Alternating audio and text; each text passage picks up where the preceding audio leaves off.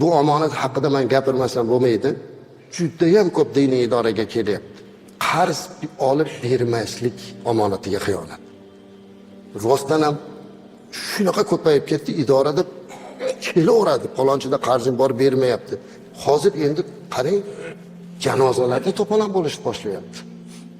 Qarzini bersin, janoza o'qimaysan deb. Janoza o'qib qo'ygan domlarni bezovta qilish bo'lyapti kelib. Nima siz janozasini o'qidingiz? Aslida janozada o'qish kerak aslida. O'zi aslida bir narsani o'rni kelganda aytdi, farzand ado qilaman degani meni yonimdan ado qilaman degani emas, o'sha odamni qoldirgan mablag'idan ado qilish kerak. Uni gardanida yo'q, unda yo'q bo'lsa nima qiladi? Lekin farzandlar o'sha otasi uchun xizmat qilib beraman deyotgan bo'lsa, ming rahmat. Yoki akasi yoki anishi. Ammo lekin shunaqa ko'payib ketdi. Nima uchun qarz olib, keyin qarz bermaslik ko'payib ketdi? Men bir hadisni sizlarga aytib beray.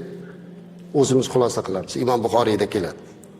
Kim bir odamdan qarz olayotganda niyat qilsaki, men shu qarzimni olyapman, Alloh yordam bersa shu qarzimni uzaman desa, Alloh o'sha odamni qarzini uzishga muvaffaq qilib qo'yadi. Qarzini uzishlikka qodir qilib qo'yadi. Kim birovdan qarz olayotganda men buni qarzini bermayman deyotgan bo'lsa, Alloh o'sha qarzini rostdan bera olmaydigan holatga tushirib qo'yadi. Olayotganda niyatini to'g'ri qilish kerak-da. Birovdan qarzini olib bermayman degan niyatda turgan bo'lsa, Alloh uni hayotini shunaqa qilib qo'yar ekanki, o'zi xohlasa ham bera olmaydigan tubanlikka tushirib qo'yar ekan. Shuning uchun eng birinchi niyat qilish kerak. Niyatda qarz olayotganda uzaman deyish kerak. To'g'risini aytadigan bo'lsam, qarz berishdan hamma qo'rqib qoldi. Qarz so'rasa bahona qiladi.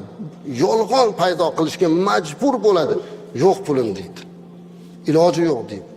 Qarz so'ragan odamdan qochadi. Nima uchun? Chunki mana shu xiyonat ko'payganida. Payg'ambarimiz alayhisalomning yana bir hadislari bor. Imom Abu Dovudda keladi. Inna a'zama zunubi indalloh deyaptilar Payg'ambarimiz alayhisalom. Allohning nazdida Alloh qaytargan eng katta kabira gunohlar, katta gunohlardan keyingi eng og'ir gunoh bir kishi zimmasidagi qarzini uzishga narsa qoldirmasdan vafot etishi va u Allohga shu holatda ro'para bo'lishi. Qarzi bor. O'sha qarzini ado qilishlik uchun bir narsa qoldirmasdan o'lib ketyapti, Allohning huzuriga ro'para bo'lyapti. Katta gunohlardan keyingi eng katta gunoh deyapti. O'limni o'ylagan odam birovning haqqidan qo'rqadi. Shuning uchun birovdan oldi berdi qilgan bo'lsak, uzaylik aslar. Qarz berishdan to'xtamang. Qarz bering. Bir musulmon muhtoj bo'lsa bering, o'rgataylik. Lekin o'sha odamlarga aytaylik, tushuntiraylik. Haligi bir latifadan bo'lmasin. Kelsa qarz so'rasa, qo'limni o'psiz beraman debdi. Qanaqa qarz so'rasa qo'lingizni o'pib turasizmi desa, keyin men uni olish uchun sana oyog'ingni o'paman-da debdi.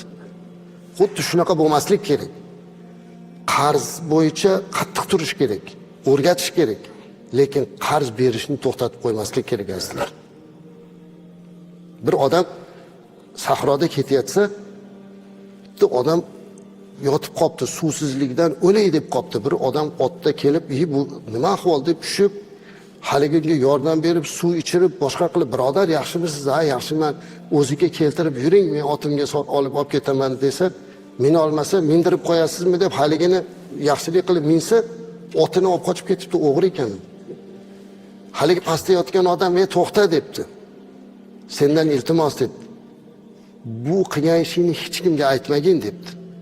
Shunda haligi kelib, "Ha, senga nima farqi bor o'lib ketadigan odamga? Aytamanmi, aytmayman desa, men-ku o'lib ketaman.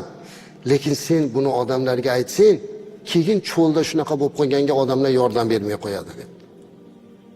Qarang, qarzni xiyonat qilayotgan bo'lsa, boshqalarni qarz berishdan to'xtatyapti.